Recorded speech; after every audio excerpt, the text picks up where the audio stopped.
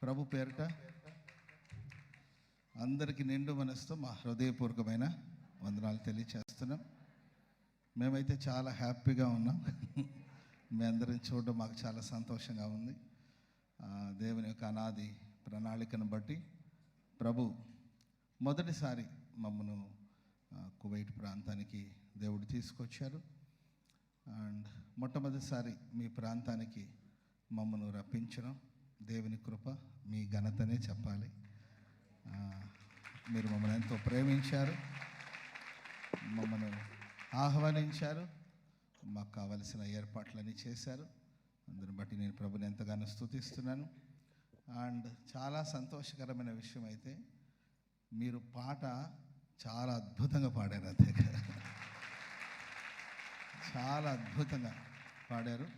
దైవజలేసన్ గారు రాసి పాడిన పాట ఎంతో అద్భుతంగా పాడారు. నిజంగా మీరు పాడుతుంటే హృదయానందం చేత మేము నింపబడ్డాం. ప్రభుని ఎంతగానో ప్రభుని స్తుతిస్తున్నాం. దైవజలేసన్ గారు రాసిన పాట మరి ఈరోజు ప్రపంచవ్యాప్తంగా ప్రైజ్ ది లార్డ్. మేము ఓసారి మేము ఇజ్రాయెల్ దేశానికి వెళ్ళాం. అక్కడ ఒక మందిరంలో మేమందరూ కలిసి సుగుణాల సంపూర్ణుడు అనే పాట పాడుతున్నాం. అందరూ కలిసి ప్రతి చర్చిలోకి వెళ్ళి మేము పాట పాడి ప్రభుని స్తుతిస్తూ ఉండేవారు. అట్లా పాడి స్తుతిస్తూ ఉండేటప్పుడు వేరే వేరే దేశాల నుండి వచ్చిన వాళ్ళు చాలామంది చాలా ఆశ్చర్యంగా చూస్తూ ఉన్నారు. అండ్ వాళ్ళు కూడా హర్షిస్తున్నారు మేము పాడుతుంటే. అప్పుడు వీళ్ళకి ఏం అర్థమైందో బాబు అని అనుకున్నాం మేము. ఎందుకంటే తెలుగు పాట కదా, వాళ్ళు వేరే వేరే దేశాల నుండి వచ్చిన వాళ్ళు. అండ్ వాళ్ళకి తెలుగు భాష రాదు, కానీ పాడుతూ ఉన్నప్పుడు వాళ్ళు కూడా పరవశించిపోతున్నారు.